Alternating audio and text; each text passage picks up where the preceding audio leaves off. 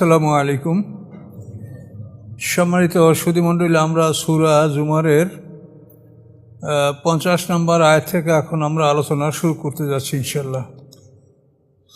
আউযু বিল্লাহি মিনাশ শাইতানির রাজিম। ফাইজা মাসাল ইনসানা দুররুন, যখন মানুষকে কোনো বিপদ আপদ স্পর্শ করে, দানা, তখন সে আমাকে ডাকে। আল্লাহ বলেন বিপদে পড়ে সে আমাকে ডাকে।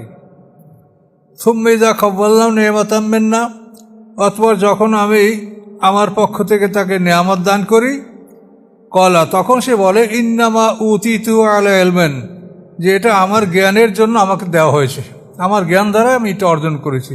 যেটা কারণও এই কথা বলছিল। আল্লাহ বলেন বাল হিয়া ফিতনাতুন, এটা বরং তোমার জন্য একটা পরীক্ষা।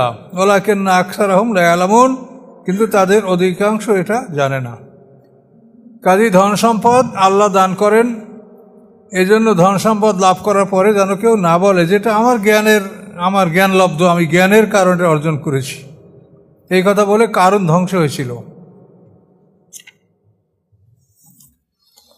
আল্লাহ বলেন কদ ক্বালাহা আল্লাযীনা মিন ক্বাবলিহিম, এদের পূর্ববর্তী যারা ছিল তারাও এরকমই বলেছে।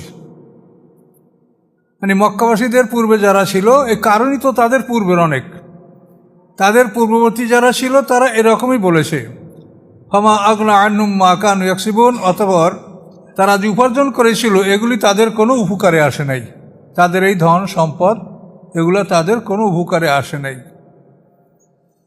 কারো উপকারে আসবে না। শুধু নেক আমল যেটা আমরা আল্লাহর পথে ব্যয় করি সেটা আমাদের উপকারে আসবে। যেটা আমরা নিজেরা নিজের জীবনের প্রয়োজনে ব্যয় করি, যেটা আমরা দান করি, এগুলো আমাদের উপকারে আসবে।